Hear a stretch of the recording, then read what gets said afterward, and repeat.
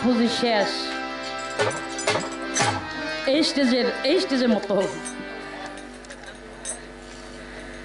আর আবার দলের কাছে দলকে বিরক্ত করব না। হ্যাঁ, এই পর্যন্তই এই স্টেজের বুঝ নিব, আবার পরবর্তী স্টেজে দেখব।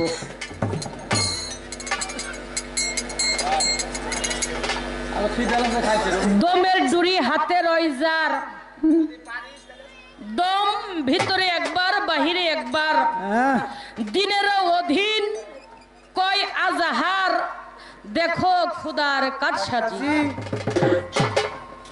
দম দম দিদম দেদম কোন দম নবীজি, আশা করি দয়াল আমাদেরকে জানাবেন, বুঝাবেন। আর আবে হায়াতের পানি কখন ভক্তের কলবের মধ্যে, একটা হলো সৃষ্টি আর একটা হলো জন্ম।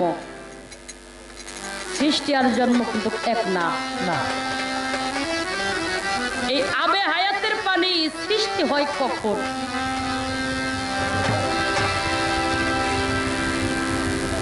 একটা ছেলে একটা মেয়ে কখনো মা ডাকো শুনে না, আর ছেলে বাবা ডাকো শুনে না। যতক্ষণ পর্যন্ত একটা সন্তান তারা জন্ম না দেয়, বাবা ডাকছে শোনার অপেক্ষায় থাকে।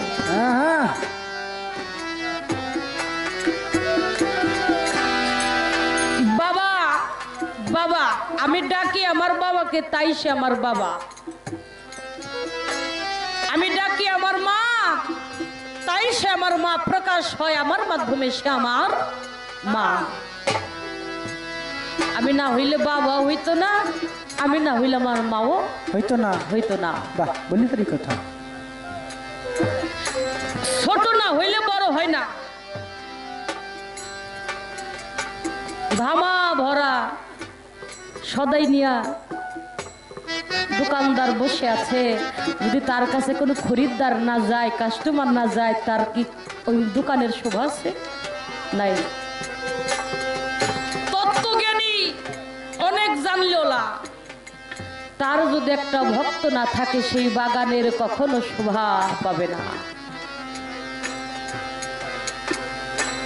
গুরুগঞ্জে গুরুর দরবারে শোভা, ফুল হইলম ভক্ত।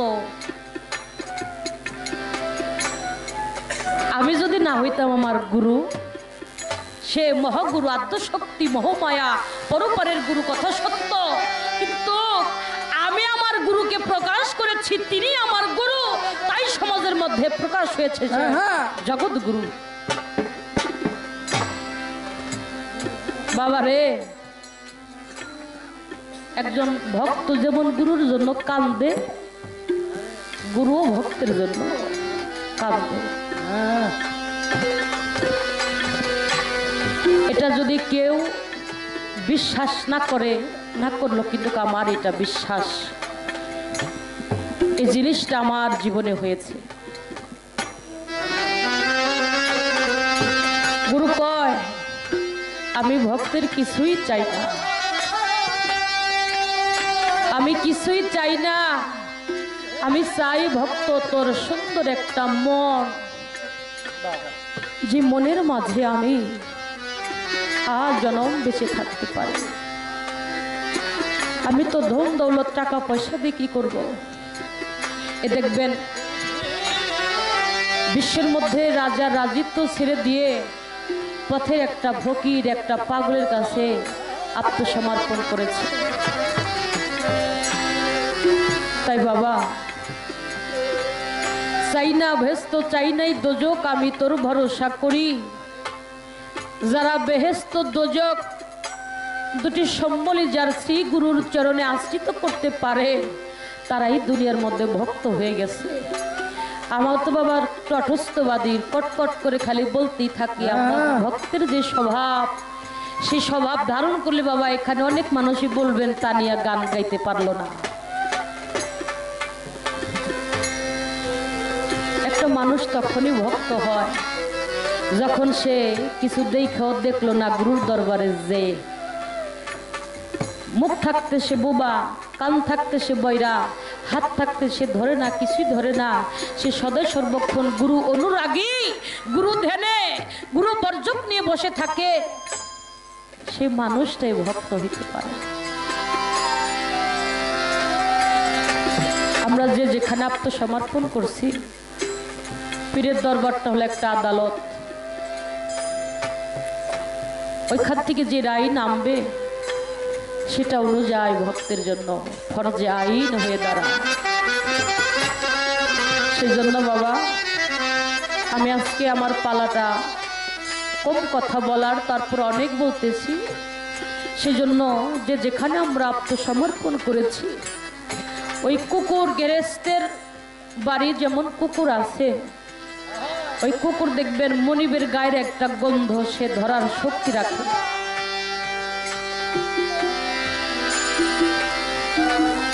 গৃহস্থ মালিক মনিব রাতের বেলায় ঘুমায়, আর কুকুর দেখবেন মাটির মধ্যে শুয়া একটা কান ওর মাটিতে রাখে আর একটা কান ওর উপরে রাখে।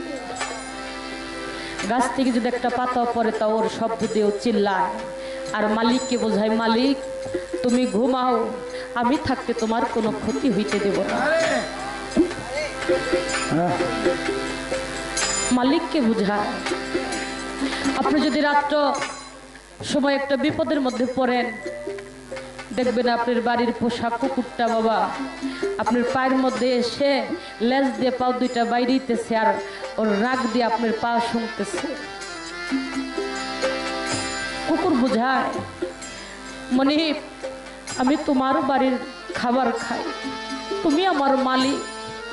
এই বিপদের সময় যদি তোমার কাছের কোনো মানুষ না থাকে, তাহলে তো আমি তোমার গায়ের গন্ধটা ধরছি, তুমি তোমার বান্ধব, তুমি আমাকে কত আদর করে খাইতে দাও, আমি থাকতে তোমার কোনো ক্ষতি হবে না। কুকুরটা আগে আগে যায় আর মনিব পিছে পিছে যায়। মনিব আর কুকুরের মধ্যে একটি সম্পর্ক আছে, একটি জিনিসই কুকুর মনিবের গায়ের গন্ধ ধরতে পারছে। অমন করে যদি বাবা আমার মুর্শিদের, আমার বান্ধবের গায়ের গন্ধটা ধরতে পারতাম, তাও ভক্ত বলে দাবি করতে পারতাম যে আমি একজন ভক্ত। আমার জীবনে আমার ভাগ্যে কোনোটাই হলো না। এই জন্য ভক্ত যখন বিপদে পড়ে, ভক্ত যখন গুরুর নাম ধরে কাঁদে, গুরু আর ঠিক থাকতে পারে না, গুরু ভক্তের জন্য কাঁদে। আমার দয়াল নবীর ভক্ত আশেকে রসুল যাহাকে বলা হয় ওয়াসকরণী পাগল। ওয়াসকরণী পাগল যখন পাহাড়ের কোণে বসে বসে বন্ধু বন্ধু বলে কাঁদত, আমার দয়াল নবী আর ওই ঘরের মধ্যে থাকতে পারতেন না। রাত্র গভীর হইলে আবার ঘর থেকে বের হইয়া জঙ্গলের মধ্যে যাইয়া যখন আমার দয়াল নবী বন্ধু হইয়া কান্না করত, ওয়াসকরণীর আত্মায় শান্তি পাইত। এই আমলিয়াত জগতে বলে জীবনে কোনোদিন ওয়াসকরণীর সাথে দেখা আমার দয়াল নবীর হয় নাই। যখন আমার দয়াল নবীর বাবা আব্দুল্লাহ শাম শহরে বাণিজ্য করতে গিয়ে মৃত্যুবরণ করলেন, আমার দয়াল নবী তখন মাতৃগর্ভে 6 মাসের বয়স। ওই সময় আমার দয়াল নবী আল্লাহর কাছে ফরিয়াদ করছিলেন, ফ্যানটা সরাও, মাওলা আমি কি আমার মার গর্ভে থাকবো না আমার বাবার জানাজাতে আমি শরীক হইতে যাব?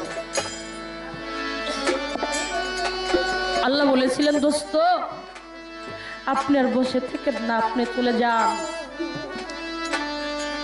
রুহ আকারে যাইতেছিলেন, ওই সময় আমার ওয়াসকরণী পাগলার সাথে দুইজনের সামনাসামনি দেখা হয়ে গেল। ওয়াসকরণী পাগলা থাপদেব জড়াই ধরছে,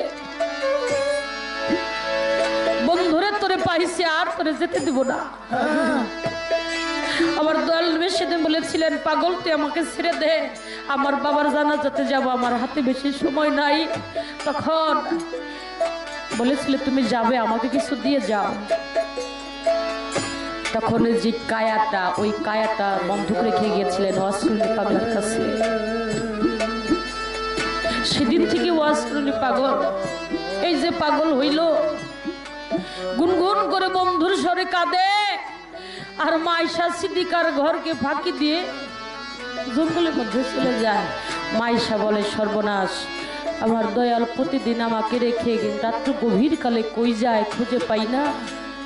আজকে আমি আয়সা আমার হুজুর পাককে দেখবো সে কোথায় যায়। রাত্র গভীর হয়েছে, মাইশা সিদ্দিকা ভাম ধরে ঘুমায় গেছে। আমার দয়াল নবী অন্তর্জামিন লোক, সে সকল কিছু বুঝতে পারলেন যে আয়সার কাছে আমি ধরা পড়ে গেছি।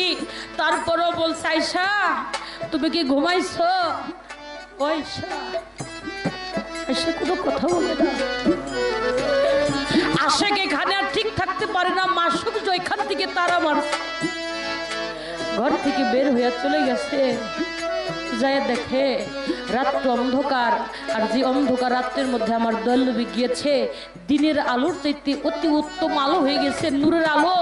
জঙ্গলটা ঝলমল ঝলমল করতেছে। খুঁজতে খুঁজতে হারাইতে হারাইতে কই যেন আমার দয়ালকে হারিয়ে ফেলল। কোথাও আয়সা খুঁজে পায় না। ঘুরতে ঘুরতে জঙ্গলার শেষ প্রান্তে এসে দেখে কে যেন একটা শিশু বাচ্চা রূপ ধারণ করে গুনগুন গুনগুন করে বন্ধুর সুরে কাঁদে। আয়সা বলে, কে গো তুমি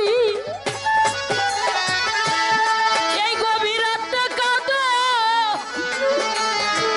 এই জগতে তোমার কি মাওয়া নাই, বাবাও নাই এই সংসার। দয়াল নবী ওই রে আয়সা, ও আয়সা আমি তোমারে জানাই, করুণ স্বরে আমার একজন পাগল আছে রে, সে জীবনে আমাকে দেখে না। আমার ভক্ত যখন আমাকে ধরে বন্ধু বন্ধু কয়ে কাঁদে, ওরে আয়সা আমি তোমার ওই গৃহের মাঝে আর ঠিক থাকতে না পারি। এই জঙ্গলের মধ্যে এসে আমি আমার বন্ধুর কান্নার উত্তর যখন দেই, আমার বন্ধুর আত্মায় তখন একটু শান্তি পাই, তাই আমি এমনি পাগল হই। আমার আয়সা আমার হুজুর পাককে জড়াই ধরছে, ইয়া রাসূলুল্লাহ, আমি যে সন্দেহ যে ভুলটা করেছিলাম তা আপনি নিজে বলে ক্ষমা করে দেন। আপনার জন্য, আপনি যে ভক্তের জন্য, আশিকের জন্য যে দেওয়ানা হয়ে গেছেন, ওই দিক থেকে আমার ওয়াসরুনি পাগল বন্ধু বন্ধু কইয়া কাঁদে। এমনি ভাবে যদি কোনো ভক্ত তার গুরুর জন্য কাঁদতে পারে, সেই গুরু আর শিষ্য ভক্ত ছেড়ে থাকতে পারে না, ভক্ত কখনো গুরু ছেড়ে থাকতে পারে না। আসা যাওয়া গুরুর দরবারে সার করিলে কিছুই পাইবা না। একটা গরু আর এক বস্তা চাউল মনে করবে আমি বড় ভক্ত, কিছুই বাবা হবে না। গুরুর দরবারে থাকতে হবে। কুকুরের যে স্বভাব ধরে মনিবের দুয়ারে থাকে, ওই স্বভাব ধরে যদি কেউ গুরুর দরবারে যাইতে পারো তাইলে যাইও। আমার তরিকার ভাই, আমি একটি মিনতি করে যাই, তাই আমার একটি গান।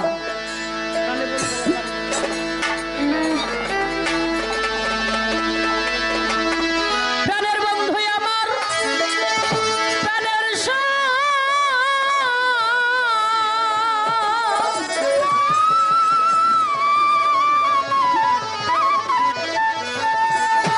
বন্ধু আমার, প্রাণের স্বর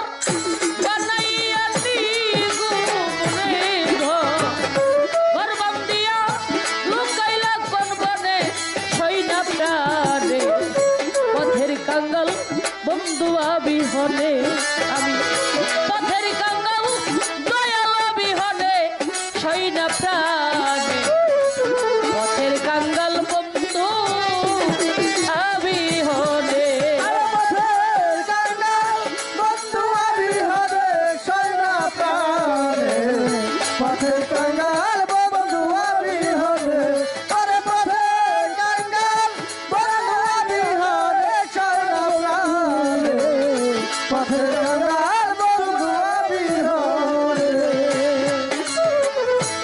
তোমারে তালাশ করে আমার বান্ধব রে ওরে বাজান তারে ফেলাও না না ফেরে আগুনেতে জ্বালাইয়া দাও তারে আমার বন্ধুরে আগুনে জ্বালাইয়া দাও তারে আমার বন্ধুরে আগুনে জ্বালাইয়া দাও তারে ওরে যে তোমারই তালাশ করে তারে ফেলাও না না ফেরে আগুনেতে জ্বালাইয়া দাও তারে আমার বন্ধুরে আগুনে জ্বালাইয়া দাও তারে আমার বন্ধুরে আগুনে জ্বালাইয়া দাও তারে শেষে পুইরা দিয়া বাড়ি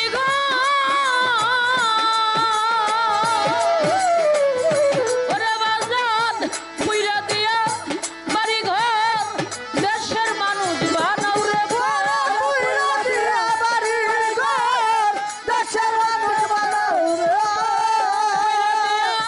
বাড়ি ঘর দেশের মানুষ বানাও রে তারে তুমি কান্দাও বনে বনে রে দয়া তারে তুমি কান্দাও বনে বনে সইনা প্রাণে পথের কাঙ্গাল দয়াল বিহনে ওরে পথে বন্ধুয়া বিহনে সওনা প্রাণে পথে গঙ্গার বন্ধুয়া বিহনে ওরে পথে কাঙ্গাল বন্ধুয়া বিহনে সওনা প্রাণে পথে কাঙ্গাল বন্ধুয়া বিহনে হইতে চাই তোর দাসের দাস আমার বান্ধব রে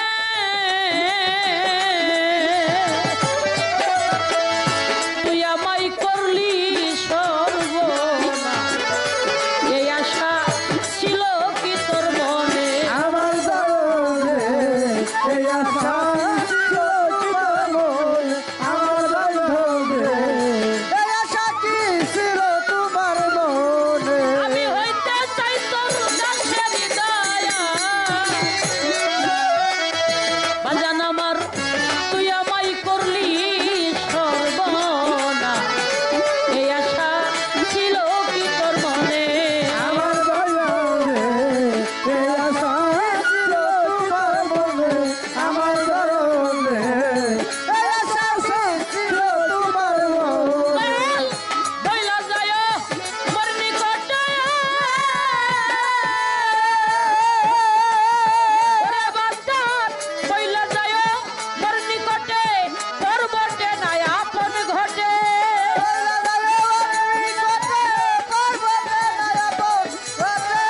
বইলা যায় মোর নিকটেই তোর বটে নাই আপন ঘটে থাকি জানো তোমার ওই চরণের দয়া থাকি জানো তোমার ওই চরণে সইনা প্রাণে পথের কাঙ্গাল দয়াল বিহনে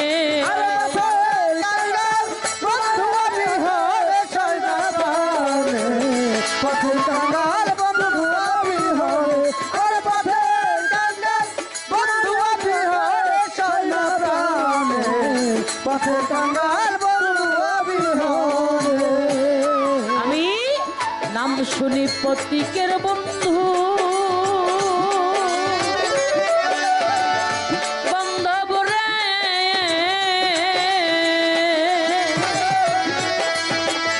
পার কইরা দাও ভবরে সিন্ধু তাই শুনিয়া বিশ্বাস করি তোরে আমার দয়ালে তাই শুনিয়া বিশ্বাস করে আমার দরদে তাই শুনিয়া বিশ্বাস করে তোরে আমি তোর নাম শুনি প্রতীকের বন্ধু পার কইরা দেয় ভবরে সিন্ধু তাই শুনিয়া বিশ্বাস করি তোরে আমার দয়ালে তাই শুনিয়া বিশ্বাস করি তোরে আমার